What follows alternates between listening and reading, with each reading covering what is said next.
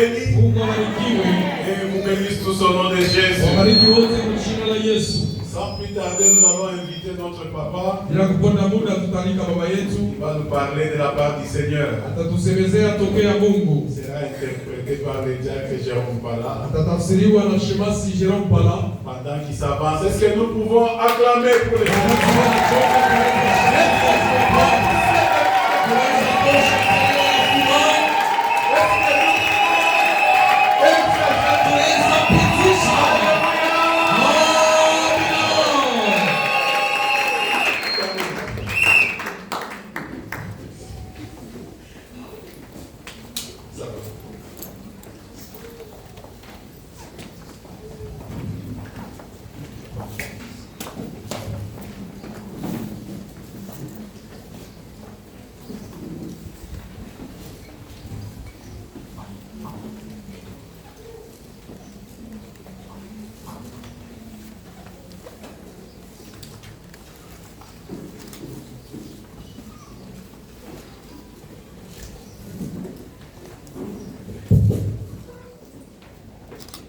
Gloire au Seigneur. Amen. Que Dieu soit béni. Amen. 3 ans. Ça va vite, hein? 3 ans sans passer ici. Oui, nous rendons toute la gloire à notre Dieu qui permet qu'on se retrouve encore ensemble. Car lui seul soit toute la gloire. Aussi, nous voulons être reconnaissants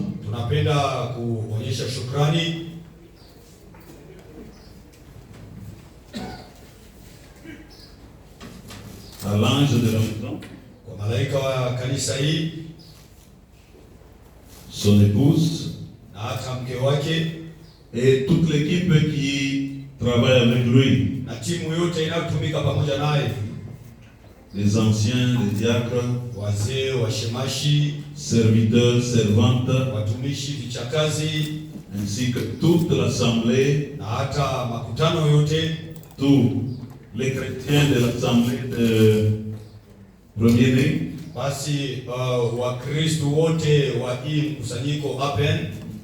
Que Dieu vous bénisse.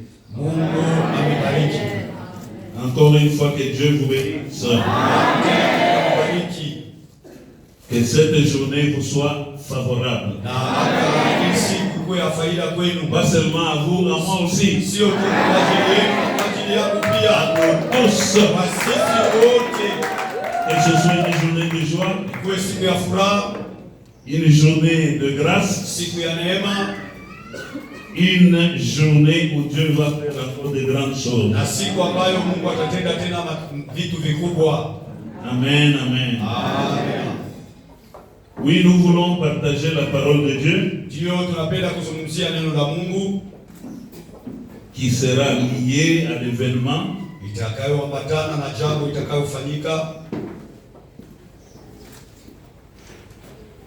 parce qu'en soi, on nous a donné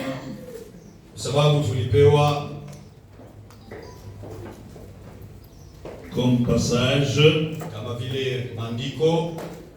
Zacharie 4:7.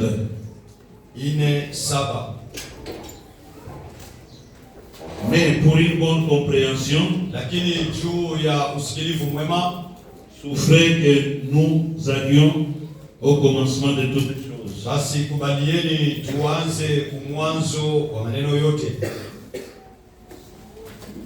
C'est-à-dire, avant d'arriver à ce passage de la reconstruction,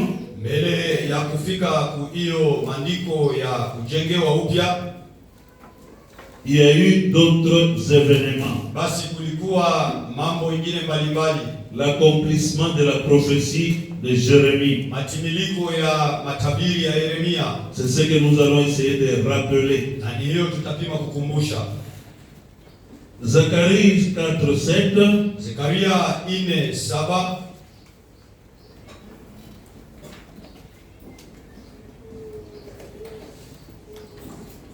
Je crois qu'ici on va y revenir après parce que j'aimerais qu'on lise à partir du verset 3 Nawaza hapa tutarudia nyuma kidogo tusome kuanzia mstari kwanza wa 3 jusqu'au 10e verset. mpaka mstari wa 10. Nous allons exploiter le livre d'Esdras. Na hata tutazungumzia kitabu cha Ezra, Nous allons exploiter le livre de Agé tutazungumzia kitabu cha Hagai et enfin Zacharie. mwisho Zekaria. Allons dans le livre d'Esdras pour que vous compreniez. Basi tuanzie kitabu cha Ezra ili tuelewane vizuri. Quelqu'un a trouvé dans le premier chapitre. Basi kuna mtu anayepata sura ya kwanza 1 à 7. uanzie mstari wa kwanza mpaka wa 7.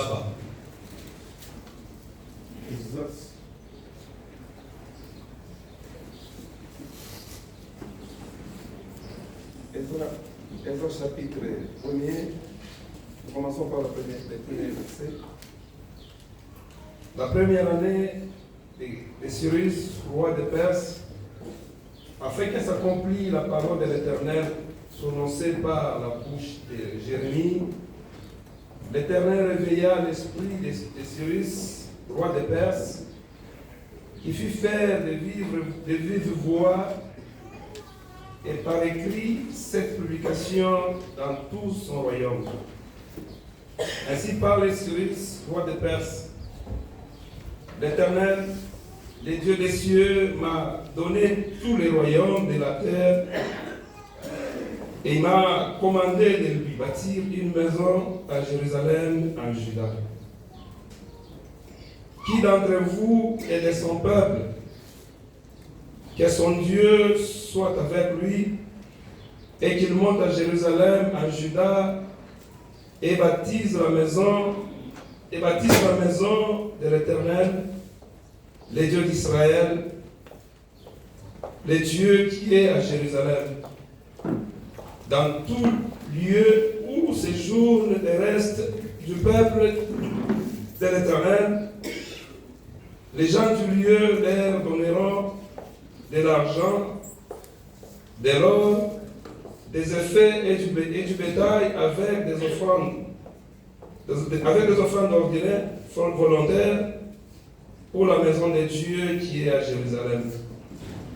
Les chefs des familles de Juda et de Benjamin, les sacrificateurs et les Lévites, tous ceux dont Dieu réveilla l'esprit, se levèrent pour aller bâtir la maison de l'Éternel à Jérusalem.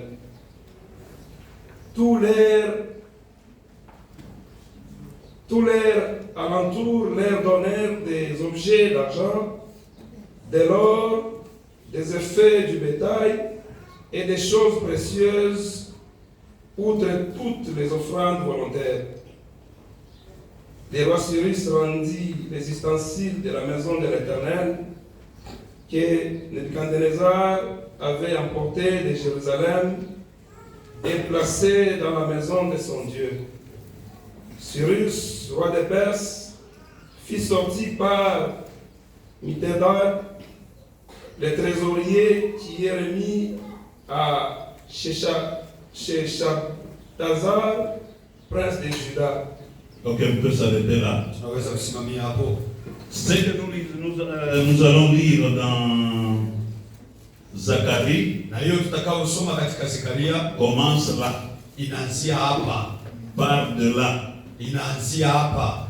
C'est-à-dire, Ni kusema c'est l'accomplissement de ce que Jérémie avait dit. na hiyo ni matimiliko ya ile iliyosemwa na Yeremia. Le temps de Dieu, Wakati wa Mungu, le temps de Dieu était accompli. wakati wa Mungu ulitimilika Il fallait que Israël soit libéré. na ilifai Israeli atiliwe huru. Et Dieu s'est servi du roi Cyrus, Na Mungu alimtumia mfalme Kiro touché, mwenye kuguswa, et il a fait une purification.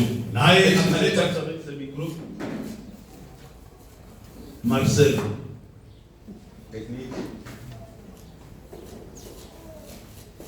ainsi que le roi Cyrus Na ni hivi mfalme Kiro va faire cette publication akaenda kufanya tangazo hii en demandant akiomba ceux qui étaient wale waliokuwa de la race d'Israël, wa kabila ya Israeli.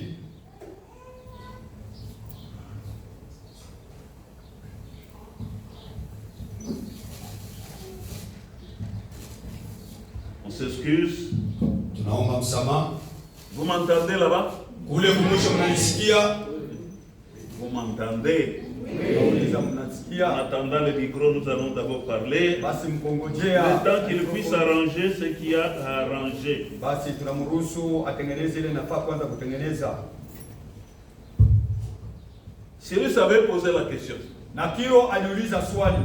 Touché par Dieu, Mwenye kuguswa na Mungu il a fait une publication en demandant naye alileta tangazo akiomba qui était du peuple du Dieu de Jérusalem. nani alikuwa mmoja wa taifa wa hiyo taifa ya Et qu'il devait se lever pour aller bâtir la maison de ce Dieu-là. Na alipasha kuamka kusudi aende kujenga nyumba ya ule Mungu. Mambo gani? Huyu fulani huyu apende tu. Sans effet au nom de Dieu.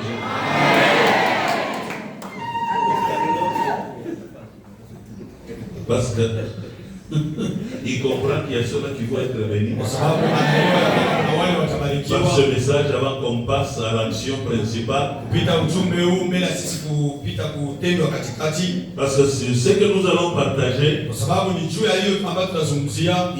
ça ne concerne pas seulement Haitazamii tu la pose de la pierre, ile kuwekwa kwa jiwe, ça nous concerne aussi. pia inatutazamia sisi. Amen, amen. Amina. Nous voyons ici la libération. Na hapa tunaona ukarimu, Israeli. ufungulivu wa Israeli Après tant de temps passé kiisha miaka mingi kupita en esclavage, katika utumwa, Dieu décide qu'il soit libéré. na Mungu anachukua mpango watiliwe huru, Et Cyrus fait une publication na Kiro analeta tangazo pour que ceux qui sont du peuple de l'Éternel wanaokuwa taifa ya Bwana puissent rentrer pour rebâtir la maison de l'Éternel, basi warudi Yerusalema kusudi wajenge nyumba ya Bwana, comme nous venons de lire. mpaka vile tunatoka kusoma. C'est ainsi que Na ni hivi basi vous allez voir que Cyrus a libéré le peuple, mtatambua Kiro alitia taifa huru, pas à vide. hapana mikono mitupu. Notre Dieu, c'est un Dieu qui ne libère pas à vide. Mungu wetu atiaki mtu huru bila kumpa Nous le kitu. voyons dans l'histoire d'Israël en Égypte. Na tunaiona katika hadithi ya Israeli pale Misri, Avant qu'ils ne sortent, mbele ya wao kutoka, je crois que les Égyptiens ont été dépouillés. na waza ya kwamba mali yote ya Wamisri ilibebwa. C'est ce qui s'est passé aussi ici. Na ni hiyo pia ilipitikana mahali hapa. Ils devaient demander à leurs voisins Walipasha kuomba kwa jirani wao de leur remettre ce qu'ils pouvaient. wawape ile walipasha kuwapa, Et le roi lui-même na mfalme mwenyewe a restitué tout ce que son père avait pris alirudisha vyote baba yake alibebaka pour la maison de Dieu. juu ya nyumba ya Mungu. Gloire au Seigneur. Amina. Parce qu'ils savaient que lorsqu'ils vont rentrer, Kwa sababu walijua wakati watakaporudi ils seront dans ses besoins. watakuwa ndani ya ile hitaji, Ainsi, il a permis na hivi aliruhusu qu'ils ne rentrent pas à vide. wasiweze kurudi mikono mitupu, Et il a rendu les ustensiles de la maison de na l'Éternel alirudisha vyombo vya nyumba ya Bwana que Nebuchadnezzar avait emporté de Jérusalem ile Nebukadnezar alibebaka toka Yerusalema et placé dans la maison de son Dieu. na akaweka katika nyumba ya Mungu wake. Ici, c'est déjà la sortie. Na hapa inakuwa ni kutoka, Toujours dans le livre d'Ezra, parce que j'aimerais que, avant qu'on arrive au passage de base, vous compreniez. mpaka mkitabu cha Ezra. Napendelea mbele ya sisi kufika kwa maandiko ya msingi muweze kuelewa. Lorsque nous allons au chapitre 3, Wakati tunaenda msuraji ya 3 10 à 12, mstari wa 10 mpaka 12, il nous est dit ceci. imetuambiwa hivi: Ici, ils étaient déjà rentrés. na hapa walikuwa wanaisha rudi, Ils étaient en train de placer les fondements du temple. na walikuwa weko wanajenga msingi wa hekalu. Lorsque les ouvriers posèrent les fondements du temple de l'Éternel. Na wakati wafanyakazi waliweza kujenga msingi wa On fit hekalu, assister les sacrificateurs en costume avec les trompettes et les lévites, fils d'Asaph, avec les cymbales, afin qu'ils célébrassent l'Éternel d'après les ordonnances de David, roi d'Israël. Ils chantaient, célébrant et louant l'Éternel par ses paroles, car il est bon, car sa miséricorde pour Israël dure à toujours. Et tous les peuples poussaient de grands cris de joie en célébrant l'Éternel, parce qu'on posait les fondements de la maison de l'Éternel. Mais plusieurs des sacrificateurs et des lévites et des chefs de famille âgés qui avaient vu la première maison pleuraient à grands cris, à grand bruit, pendant qu'on posait sous leurs yeux les fondements de cette maison. Beaucoup d'autres faisaient éclater leur joie par des cris.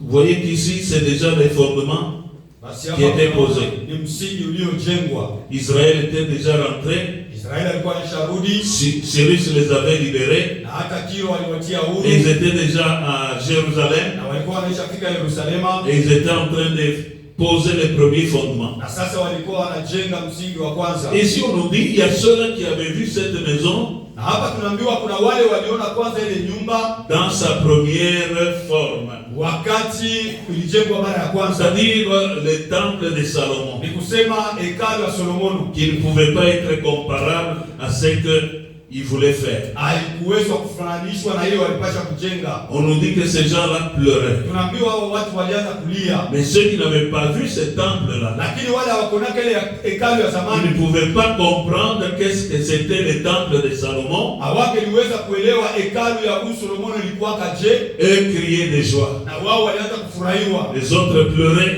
Wengine walikuwa wakilia, mais eux pleuraient, criaient de joie. lakini wao walitoa kelele za furaha. Déjà là-bas, les problèmes ont commencé dans le chapitre 4. Na kuanzia hapo mambo ilianzia, na tuko msura ya 4. On voit dans le chapitre 4 les gens du milieu qui venaient, ceux qu'ils avaient trouvés à Jérusalem, ils venaient qui n'étaient pas juifs. Basi tunaona wale walikuya mune mu Yerusalema waka wa Yuda walikuja Pour dire à Zorobabel, kwa kumwambia Zorobabeli, vous et nous allons bâtir la maison de nini l'Éternel. nasi tutajenga nyumba ya Bwana. Et Zorobabel leur dit non, Na Zorobabeli akawaambia hapana, ce ne sera pas à vous. haitakuwa nyinyi. C'est-à-dire les chapitres 4, 7 à 14. Ni kusema sura ya 4 mstari wa 7 mpaka 10. Mais Zorobabel, à partir du verset 3, les Zorobabel et Josué et les autres chefs de famille d'Israël leur répondirent, ce n'est pas à vous et à nous de bâtir la maison de notre Dieu. Nous la bâtirons nous seuls à l'Éternel, le Dieu d'Israël, comme nous l'a ordonné le roi Cyrus, roi de Perse. Ici, nous pouvons aussi tirer une leçon. Na hapa tunaweza kupata Parce que fundisho, souvent, nous voulons que ce soit les autres qui viennent s'associer pour que nous combattissions la maison de l'Éternel. kwa sababu mara mingi tunapendaka watu wa nje wakuje waungane nasi na tujenge nyumba ya Bwana. Mais normalement, c'est cette tâche, cette charge incombe à nous qui connaissons Dieu. Lakini kwa kawaida ile kazi Incombe à nous qui appartenons à notre Dieu.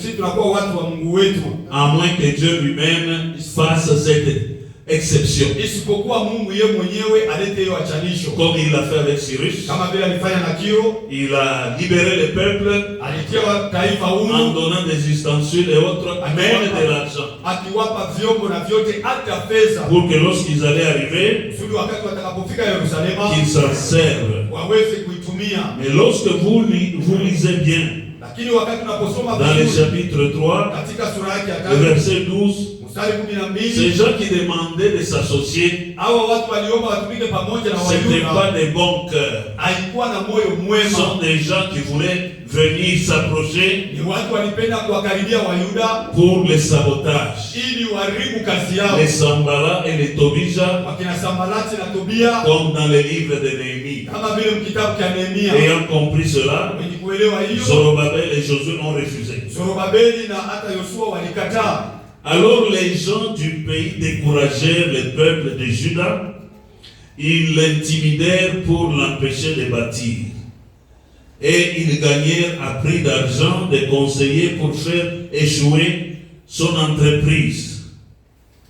Il en fut ainsi pendant toute la vie de Cyrus, roi de Perse, jusqu'au règne de Darius, roi de Perse. Et du temps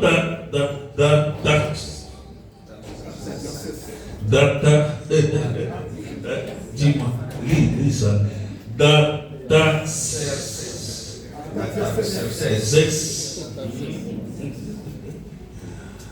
Et le reste de leurs collègues écrivirent à Artaxerxès, roi de Perse, la lettre fut transcrite en caractère araméen et traduite en araméen. Réum, gouverneur, c'est le gouverneur lui-même, et Shai, secrétaire, écrivirent au roi Artaxerxès la lettre suivante concernant Jérusalem. Réum, gouverneur, Shimei, secrétaire, et le reste de leurs collègues, ceux du Dan,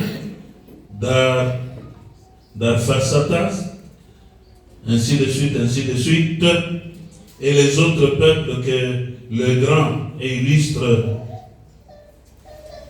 Osnapar a transportés et établis dans la ville de Samarie et aux autres lieux de ce côté du fleuve. C'est ici la copie de la lettre qu'ils envoyèrent au roi Artaxerxès. Tes serviteurs, les gens de ce côté du fleuve, etc., que le roi sache que les Juifs partis de chez toi et arrivés parmi nous à Jérusalem rebâtissent la ville rebelle. Suivez bien, ils rebâtissent la ville rebelle et méchante en relevant les murs et en restaure les fondements. Que le roi sache donc que si cette ville est rebâtie et si ces murs sont relevés, ils ne paieront ni tribut, ni impôt, ni droit de passage, et que le trésor royal en souffrira. Or, comme nous mangeons le sel du palais, et qu'il ne nous paraît pas convenable de voir mépriser le roi, nous envoyons au roi ces informations. Et suite à cette lettre-là, nous allons à partir du verset 20, 20 à 24, et c'est le 24 là qui déverse tout. Il y a à Jérusalem, ils expliquent, il y a à Jérusalem des rois puissants, maîtres de tout le pays, de l'autre côté du fleuve, et auxquels on payait les tributs, impôts et droits de passage. En conséquence, ordonnez de faire cesser les travaux de ces gens, afin que cette ville ne se rebâtisse point avant une autorisation de ma part. Là, c'était le roi qui réagissait à la lettre qu'on lui avait faite. Gardez-vous de mettre en cela de la négligence, de peur que les mal augmentent au préjudice des rois. Aussitôt que la copie de la lettre du roi Artaxerxès eut été lue devant Réum, Shimei, les secrétaires et leurs collègues, ils allèrent en hâte à Jérusalem vers les Juifs et firent cesser leurs travaux par violence et par force. Alors s'arrêta l'ouvrage de la maison de Dieu à Jérusalem. Et il fut interrompu jusqu'à la seconde année du règne de Darius, roi de Perse. Vous savez, le diable travaille toujours de cette manière. Dieu avait ordonné que les peuples juifs, c'est-à-dire les Israélites rentrent à Jérusalem pour rebâtir la maison de Dieu. taifa ya Wayuda wa Israeli waweze kurudia pale Yerusalema wajenge nyumba ya Bwana. De l'autre côté, les ennemis de Dieu, les ennemis des Juifs, Na ngambo ya pili wadui wa Mungu, wadui wa Wayuda ont travaillé pour que ces travaux s'arrêtent. walitumika kusudi kusimamisha hiyo kazi. Ils ont influencé le roi Artaxerxes, Na hata walimsukuma mfalme Artaxerxes aweze et Artaxerxes fut arrêté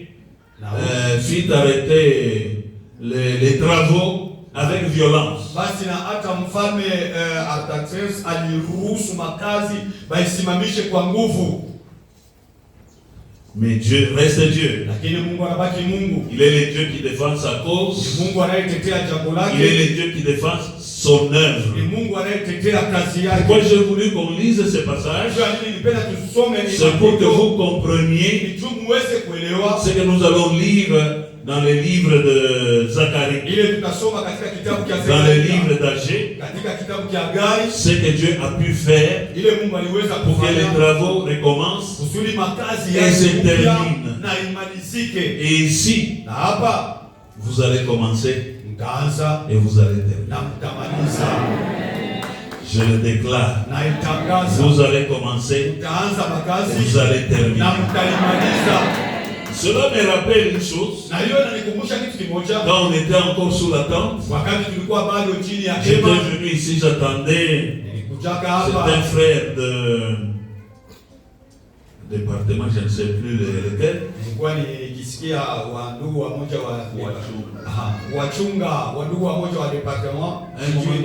C'est comme si je somnolais. J'ai vu la gloire de Dieu descendre en cette. Je crois que j'avais partagé avec vous, non? J'ai dit, ce lieu est terrible. C'est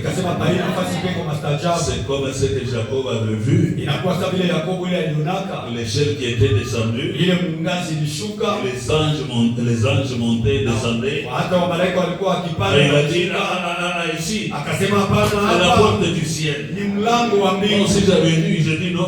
Apa itakuwa ni mambo. Ce sera terrible. Les âmes seront sauvées et de grandes œuvres se réaliseront. Et lorsque je regarde là, je dis, oh, mais ce sera terrible. Une grande bâtisse qui va épater tout le monde dans ce coin. Amen. Et lorsque le diable a vu cela, il a utilisé ceux-là qu'il pouvait utiliser pour que les travaux s'arrêtent. Alors s'arrêta l'ouvrage de la maison de Dieu à Jérusalem, et il fut interrompu jusqu'à la seconde année du règne de Darius, roi de Perse. Et lorsque nous allons dans le chapitre 5, la construction a repris. Il y a une reprise de la construction. Parce que Dieu qui avait dit à Cyrus que son peuple rentre à Jérusalem pour qu'il lui bâtisse la maison, il ne pouvait pas laisser ça à mi-chemin. Notre Dieu, ce n'est pas un Dieu qui commence et qui arrête. Lorsqu'il commence, il termine. Même dans ta vie, lorsqu'il commence une œuvre, sache qu'il va la terminer.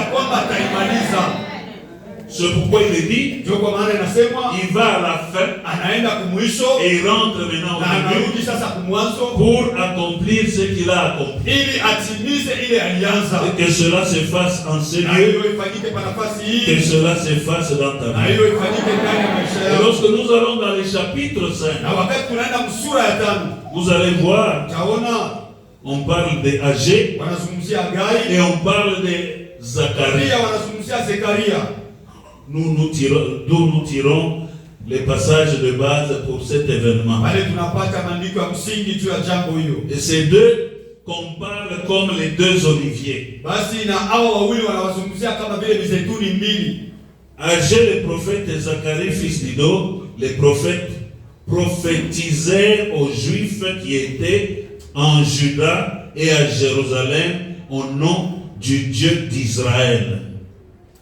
Alors Zorobabel, fils de Shemasiel et Josué, fils de Josadak, s'élevèrent et commencèrent à bâtir la maison de Dieu à Jérusalem. Et avec eux étaient les prophètes de Dieu qui les assistaient. Dans ces mêmes temps, Tatnaï, gouverneur de ce côté du fleuve, Sherboznaï et leurs collègues vinrent auprès d'eux et leur parlèrent ainsi. Qui vous a donné l'autorisation de bâtir? Donc l'autorisation de bâtir n'a pas commencé aujourd'hui. Qui vous a donné l'autorisation de bâtir cette maison et de relever ses murs? Ils leur dirent encore quels sont les noms des hommes qui construisent cet édifice.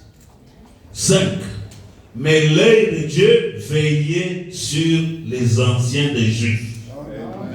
Et on laissa continuer les travaux pendant l'envoi d'un rapport à Darius et jusqu'à la réception d'une lettre sur cet objet.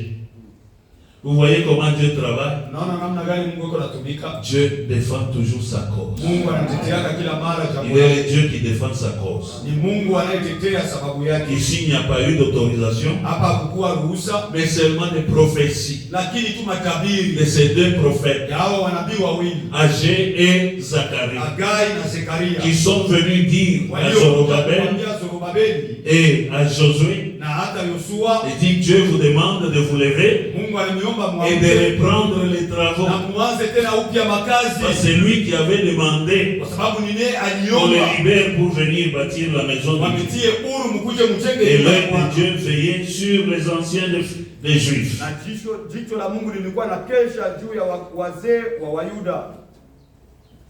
Et on envoya une lettre aussi comme les autres fois à Darius avec le souci de voir les travaux arrêtés.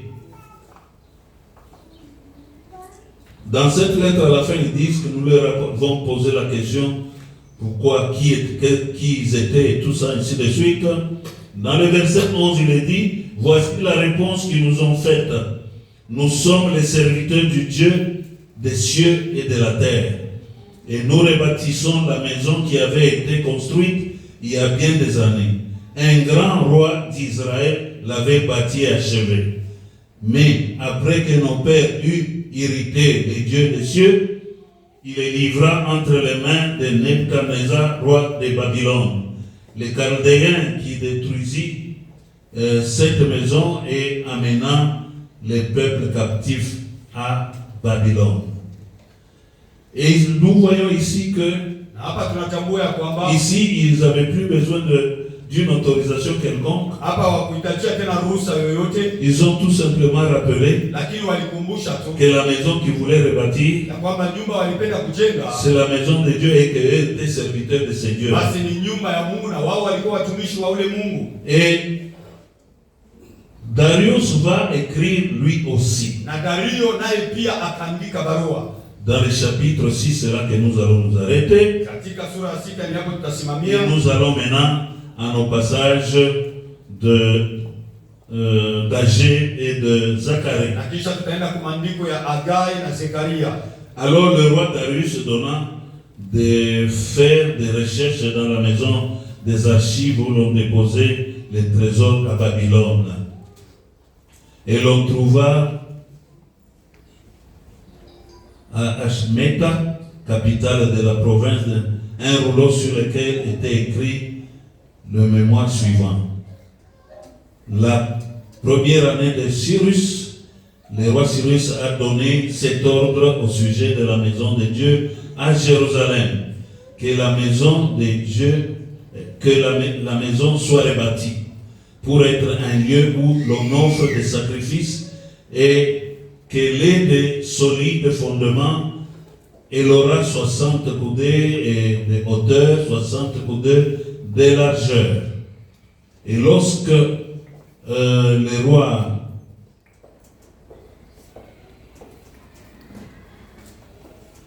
Darius a trouvé cela, et il a répondu en ordonnant qu'on laisse continuer les travaux. Dans le verset 7 du même chapitre 6, laissez continuer les travaux de cette maison de Dieu, que les gouverneurs des Juifs et les anciens des Juifs la rebâtissent sur l'emplacement qu'elle occupait. Voici l'ordre que je donne touchant ce que vous aurez à faire à l'égard de ces anciens des Juifs pour la construction de cette maison de Dieu. Les frais pris sur les biens du roi provenant des tribus de l'autre côté du fleuve seront exactement payés à ces hommes afin qu'il n'y ait pas d'interruption. Les choses nécessaires pour les holocaustes du Dieu des cieux, jeunes taureaux, béliers, ainsi de suite, froment et huile seront livrés sur leur demande aux sacrificateurs de Jérusalem pour jour par jour et sans manquer, afin qu'ils offrent des sacrifices de bonne odeur au Dieu des cieux et qu'ils prient pour la vie du roi et de ses fils. Et voici l'ordre que je donne touchant quiconque transgressera cette parole. On arrachera de sa maison une pièce de bois, on la dressera pour qu'il y soit attaché et l'on fera de sa maison un tas d'immondice. 12. Que le Dieu qui fait résider en ces lieux son nom renverse tout roi, tout peuple qui étendra la main pour transgresser ma parole, pour détruire cette maison de Dieu à Jérusalem. Moi, Darius, j'ai donné cet ordre qu'il soit ponctuellement exécuté.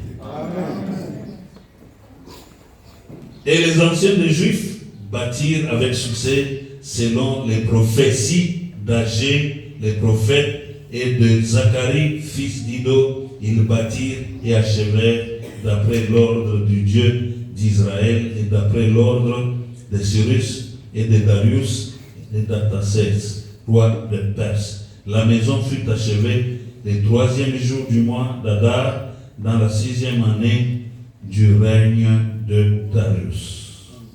Rentrons maintenant de l'autre côté.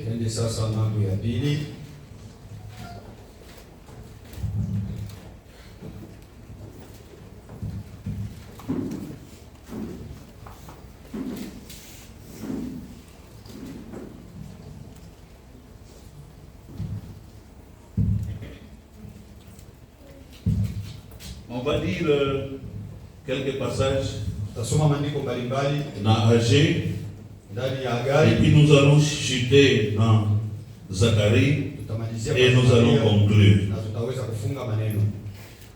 Agé, chapitre 2, 1 à 4. Le 21e jour du 7e mois, la parole de l'Éternel se révéla par Agé le prophète en ces mots. Parle à Zorobabel, fils de Shealtiel, gouverneur du Juda, et à Josué, fils de Josadak, les souverains sacrificateurs, et au reste du peuple, et dis-leur: quel est parmi vous les survivants qui a vu cette maison dans sa gloire première? Et comment la voyez-vous maintenant? Telle qu'elle est, ne paraît-elle pas comme rien à vos yeux? Maintenant, fortifie-toi, Zorobabel, dit l'Éternel. Fortifie-toi, Josué, fils de Josadak, souverain sacrificateur. Fortifie-toi, peuple entier du pays, dit l'Éternel, et travaillez, car je suis avec vous, dit l'Éternel des armées. Amen, amen. Je suis avec vous, dit l'Éternel des armées. Mimi ni pamoja nanyi Bwana. Ici, la maison était déjà finie presque. Na hapa nyumba ilikuwa karibu. Il y avait des travaux qui devaient continuer. Kulikuwa makazi ilipasha kuendelea. Mais kulikuwa sasa ka relâchement. Mais ilikuwa sasa vile. Ainsi, Agé est venu na ni hivi Hagai pour alifika les encourager, kuwatia moyo, pour leur demander encore kwa kuwaomba tena de se lever wanamke et de construire. na wajenge. Na anaba posé question. Et il leur avait posé la question. Quel est parmi vous le survivant qui a vu cette maison dans sa première gloire? Ni nani kati yenu ule mtu angali mzima alionaka nyumba hii katika utukufu wake wa kwanza? Et on voulait parler de la maison, le temple de Salomon. Na hapo walipenda kuzungumzia hekalu ya Solomono. Et il les a fortifiés Na aliwatia moyo en leur demandant de se lever et de travailler. akiwaomba waamke na watumike. Mais aussi, en ce passage, nous allons continuer un peu, je crois, le verset 6, 7, Naweza kusoma tena mstari wa 6 na wa où 7. on parle de l'argent avant que je revienne à autre chose. Car ainsi parle l'Éternel des armées, encore un peu de temps, et j'ébranlerai les cieux et la terre, la mer et le sec, j'ébranlerai toutes les nations, les trésors de toutes les nations viendront, et je remplirai de gloire cette maison. C'était à cette époque cette maison-là. Aujourd'hui, c'est cette maison. Na ilikuwa zamani ile nyumba, lakini leo tuko tunazungumzia nyumba hii hapa. L'argent est à moi, l'or est à moi, dit l'Éternel des armées. La gloire de cette dernière maison sera plus grande que celle de la première. Et si nous pouvons comparer celle-ci. Na hapa tunaweza kufananisha na hii. Vous êtes d'accord? Oui. On veut vous dire, Anapenda kuniambia cette maison qui vient, hii nyumba yenyewe itajengwa, elle aura plus de gloire itakuwa na utukufu que zaidi cette maison. kuliko hii iliyoko hapo.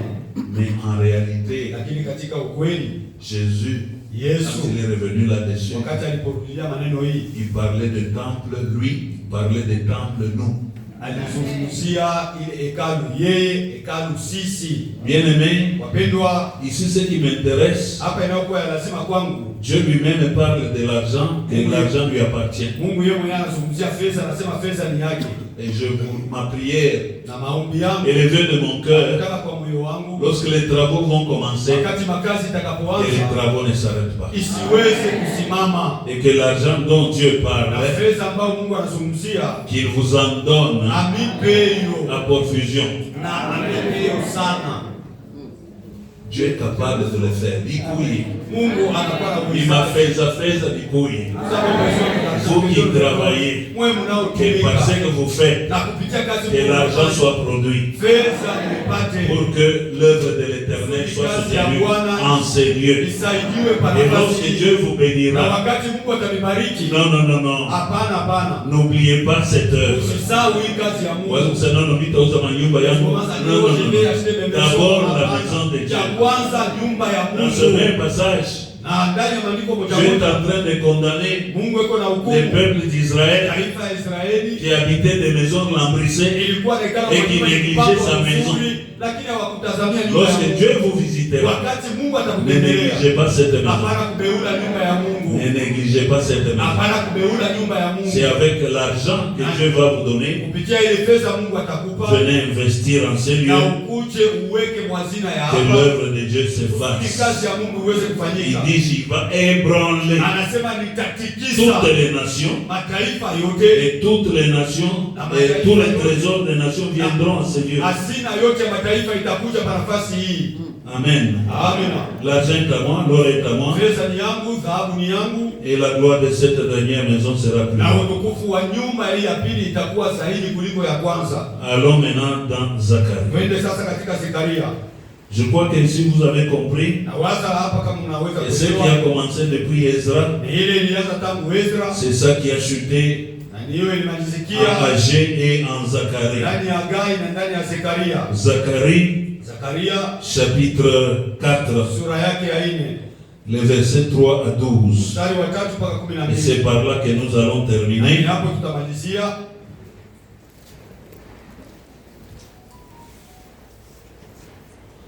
Et il y avait près de lui 2 oliviers, l'un à la droite du vase et l'autre à gauche.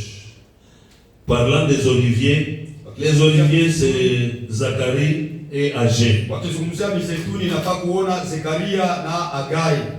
Et ils avaient comme rôle Na kazi walikuwa nayo de verser de l'huile pour que les lampes ne s'éteignent pas. ni kuweka mafuta ndani ya taa ili mataa isizimike.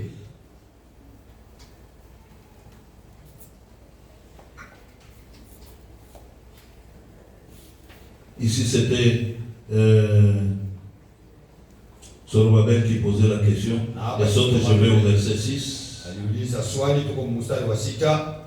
Alors il reprit et me dit, c'est ici la parole que l'Éternel adresse à Zorobabel. Ce n'est ni par la puissance, ni par la force, mais c'est par mon esprit, dit l'Éternel des armées. Et nous devons comprendre cela. Rien ne se fera par notre propre force. Rien ne se fera par notre puissance. Mais ce sera par l'Esprit de Dieu. L'Esprit de Dieu qui est avec nous s'occupera de toutes choses. L'Esprit de Dieu qui est avec toi va s'occuper de toi. Ce ne sera pas par ta puissance ni par ta force que les choses vont se réaliser dans ta vie, vont se réaliser en ces lieux, mais ce sera par l'Esprit de l'Éternel. Je dis moi-même Amen. Moi je dois dire non, c'est nous qui allons faire. Non. Confions-nous à l'Éternel et laissons que son esprit soit à l'œuvre et permette que les choses s'accomplissent. Amen, amen. Cela est valable même pour ta vie, même pour tout ce qui te concerne, et dans tout ce qui t'appartient. Il n'y a rien que tu feras par toi-même sans que Dieu t'assiste par son esprit. Qu'il en soit ainsi pour chacun de vous. Et ce qui est grave, au verset 7 il est dit ceci: qui es-tu, grande montagne, devant Zorobabel? Tu seras aplani. Il posera la pierre principale au milieu des acclamations. C'est ça le verset de base. Grâce, grâce pour elle. Qui es-tu, grande montagne? C'est ce que Dieu demande. N'ayez pas peur. Cette montagne sera aplanie. Cette montagne sera aplanie. Il posera la pierre principale devant Zorobabel. Zorobabel posera la pierre principale au milieu des acclamations. Et c'est ce que nous allons faire tantôt. C'est ça, cette parole que nous allons prononcer. Et nous allons même acclamer pour ça. Gloire au Seigneur. Gloire au Seigneur.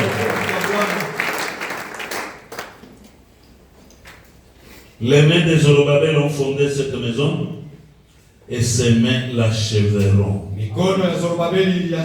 Et tu sauras que l'Éternel des armées m'a envoyé vers vous. Car ceux qui méprisaient les jours des faibles commencements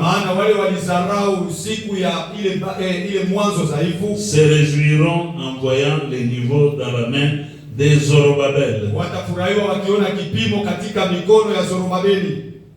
Et c'est ce qui va se faire en ces lieux. Il y a ceux-là quand ils viennent, ils disent bon ces gens, lorsque vous mettez la maquette là, ils peuvent faire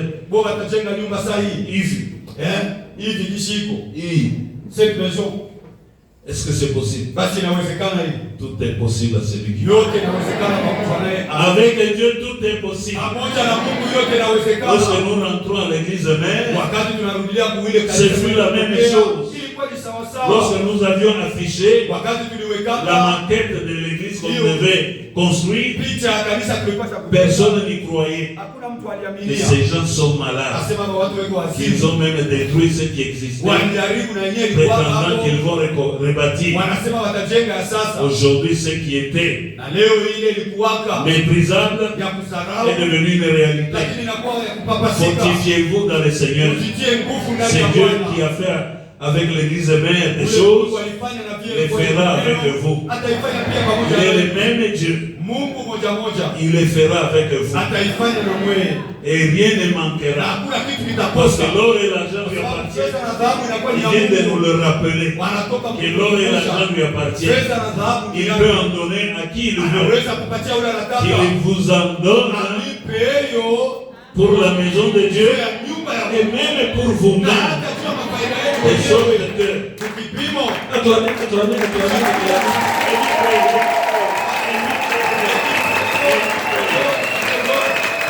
permet qu'une grande partie se fasse en Seigneur basi majengo makubwa ifanyike pa nafasi et hii, qui donnera gloire à notre Dieu. nayo italeta utukufu kwa Mungu wetu, Qui donnera gloire à notre Dieu. italeta utukufu kwa Mungu wetu. Ceux qui vont passer. Ah, Wale watapita watasema, ces gens, comment ils ont pu faire ça? hapa watu wanacheka hii nyumba mnene Et je? nous répondrons, Na Dieu, sisi tunajibu ni Mungu. Dieu est avec nous. Mungu ni pamoja nasi. C'est Dieu qui est avec nous Mungu huyo alikuwa pamoja qui nasi, a accompli cela. alitimiza neno hilo. Aucune montagne ne pourra résister Hakuna hata mlima mmoja utashindana, en ces lieux pour la construction du temple haina nafasi juu ya majengo ya hekalu et même dans ta vie. na hata kwa maisha yako. Moi je dis, Mimi nasema qui es-tu grande montagne wewe ni nani mlima mkubwa dans ton ministère, ndani ya huduma wako, dans ton mariage, ndani ya ndoa yako, dans tes ndani affaires, ya biashara dans yako, ce que tu ndani ya fais? yote unaofanya. Cette montagne sera Ule mlima comme utasawanishwa celle d'ici, na vile elle sera planie. utaweza kusawanishwa Et l'œuvre de Dieu na kazi ya Mungu sera accomplie. itatimilika. Que Dieu bénisse ça. Mungu abariki neno lako.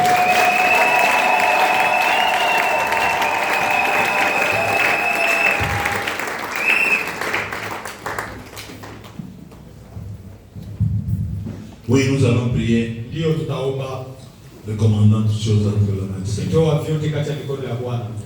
Père de gloire, nous venons de partager ta parole concernant l'œuvre qui va se faire en ce lieu. Nous sommes confiants, s'agissant de ta maison, que toi-même, tu vas accomplir ce qui est accompli.